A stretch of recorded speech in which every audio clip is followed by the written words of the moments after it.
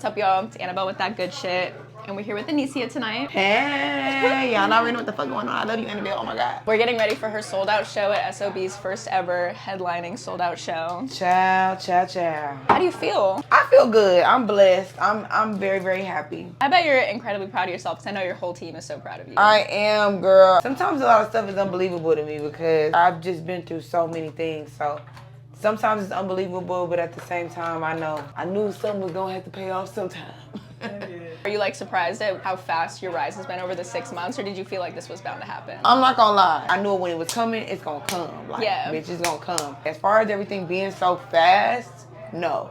A lot of stuff still shocks me right now. Like, even this, I didn't expect to sell out SOBs. I knew I was gonna have like a crowd, but I didn't expect to sell the fuck out. Every single person I know has been talking about this show. I feel like it's one of the most hyped up shows of the year so far. When I tell you, Annabelle, I literally did not think that it was I didn't think it wasn't gonna be lit, but you get what I'm saying. A bitch out there just told me that she can't believe that I'm a real person. It really just blew my mind because I'm like, what the fuck? Like me, bitch? I was like, girl, shit, I will fart right now. I told her that, I swear. What was it like having that meet and greet and meeting a bunch of your fans, like face to face? It was so sweet and so cool. I got a bunch of gifts. I saw someone gave you a jacket earlier and it made you cry. Yes, that is actually someone who works for my talent agency. And she just been seeing me from the beginning. Like, she's seen me since before I even signed with her talent agency, you feel what I'm saying? Which is Mac Agency. Shout out to Mac. But it was just heartwarming to be in a room with people that have literally been seeing me work so fucking hard and like literally barely any sleep, child. Everybody's working just as hard as me. So it just made me really emotional. Yeah, it's a big milestone, and you've got like such a great team around you who's like really supported you so much through this time. Tell me what it's been like for you over the last year growing your team and building a team of trustworthy people around you. We don't gotta say too much, but last time I saw you, I was around another person, friend-wise. She did some weird shit. It's just been a lot. That has probably been one of the main things that has been rough for me. You know I like to be transparent with people, so I can honestly say that this whole thing has been pretty lonely. I have like my team around me and stuff like that, of course, and my family. But like as far as, like all the people that I started off with and the people that I thought I would be around or with, they're not really with me anymore. I asked the universe to tell me who the fuck is supposed to be around and who's not supposed to be around, and it's happening. But I definitely have lost a lot of companionships. I always tell people everybody's on the same highway, but everybody gets off on different exits, and there's nothing wrong with that, but everybody ain't supposed to be in the same car, baby. Yeah, definitely, and I feel like that also forces you to be in a really good place with yourself. And that's another thing, like I've learned that within all this, I've learned how to be more comfortable with myself, like protecting my energy, being comfortable with just being alone. Like, I can actually take a trip by myself and be cool. In the past, I feel like I needed a friend with me or something like that. But now, it's made me become completely comfortable with myself and vulnerable with myself. I'm protecting my energy. I know who's for me, I know who's not. I'm still getting there, but yeah, for the most part, yeah. I feel like it's something you get better at throughout your whole life, you know? It's something you gotta practice. Over the past year, what has it been like 6 to 9 months since BRB dropped? That was like such a big moment. What's one of the biggest lessons you've learned since that time? Being selfish. Sometimes you have to be selfish. A motherfucker will show me some shit and I'll completely try to give them the benefit of the doubt and look around it. But I've learned that like just being selfish and trusting my intuition, trusting me, trusting my first thought, all of this shit has made me just build trust within myself.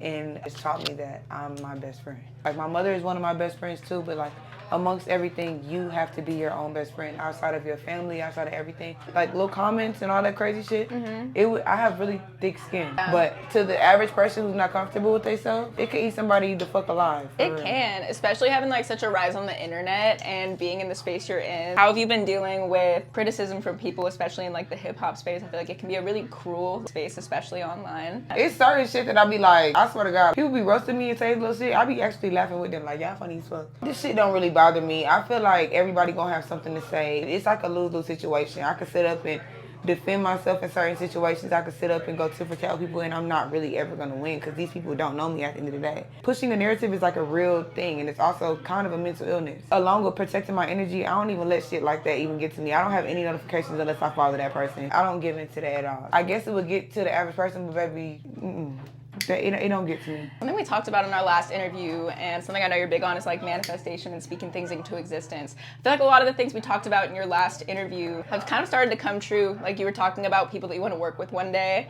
and one of the producers you brought up was Pharrell, and now you said he follows you on Instagram. And dude, he ain't said nothing to me yet, but he been following me the whole time. He just there. That's enough. If he want to write a song, be on a song, put me on a song, have me walk in the video, breathe on the bike, I don't give a damn. Model some Louis Vuitton, whatever, I'm there for it. If you could get on one Pharrell beat, which one would you pick? Either That Girl, I like Frontin', and I like I Know by him and Jay-Z. But either one, I mean, even if he just came off the dome with some shit, I'm willing to, that nigga go. And I'm gonna get on it. I love him. I love Pharrell down to the ground, to the ground. Is there anyone else that you have your eye on right now, producer-wise, for people you want to collaborate with? No, honestly, I like my team. I've been working a lot with Bankroll Gotti. I love them. Jetson made another one. Yeah, I know that already. And I've been working with another producer. He's actually from Detroit. His name is EJ Stellar. He produced a lot of my album that's about to come out, which is also a little announcement. I don't really have no new producers that I like. I like what I like. I'm not really like no name brand ass producer. More so like it literally just got to be what I like. If you in the studio and you play some good beats, you could be a nobody.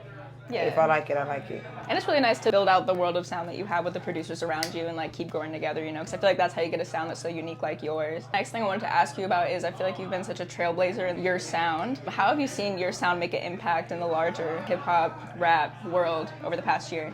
If we're being honest, I done seen a lot of bitches from where I'm from, period, just doing what I be doing, be trying to be doing what I'm doing and try to be like me and do a little, you know what I'm saying? Mm-hmm. And I'm not even like that for real. It's been real flattering. I don't be wanting to toot my own horn or whatever like that, but toot, bitch. I don't never trip off that shit because I feel like even if a motherfucker sees that a bitch copying me, you know where the fuck it came from. So it's like no need for me to even say too much because you bitches know where the fuck it came from. It's my real voice, by the way. They probably do a little audio engineering and shit on it afterwards. But I be talking. Ain't no auto-tune, ain't no none of that going on. Anycia, what's the first song that you put on when you wake up in the morning? And what's the last song you listen to before you go to sleep? First song would have to be Something's Telling Me You Never Had the Sharpest Thing in New York. Hey.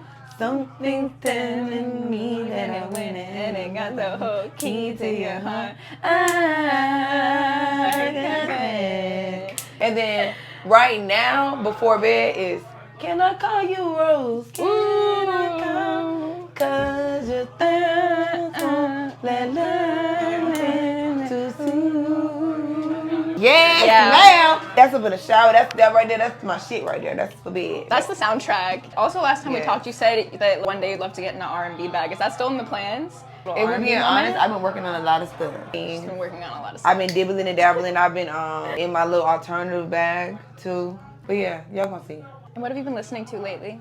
I've been listening to myself because I've been trying to get my album together. And outside of that, still just like old school music. I don't really listen to new music like that. No, you have like a really cool music taste. I still listen to Lil Bow Wow and B5, 112, Cherish, Christina Milian. Like, I get down. I don't really listen to the new shit. If something catches my ear, then I'll download it. But like Cash Cobain, I love Cash Cobain. For the most part, like I have a whole playlist with just like my everyday music. We've also been loving, we were talking about this earlier, is we've been loving to see all your collaboration with Caribou because you two have just the coolest sounds and we all love seeing your friendship all over the place. Do you guys have any plans to collaborate more in the future? I can't say too much, I promise, but we got some stuff coming out. But I know y'all seen her little video. Yeah, her video was amazing. Been Those going visuals crazy. were crazy. I make bitches and niggas nervous. I just don't like, yeah, that shit fire. But no, yeah, we got some shit. We got some shit. Last thing I want to ask you before we get out of here is, you're always on Twitter. Your Twitter's my favorite thing in the whole world. I love Twitter. I love Twitter so much. I love Twitter. I don't care what nobody says. You know, that's another thing. I hate on social media whenever like I respond to somebody who didn't say some crazy shit.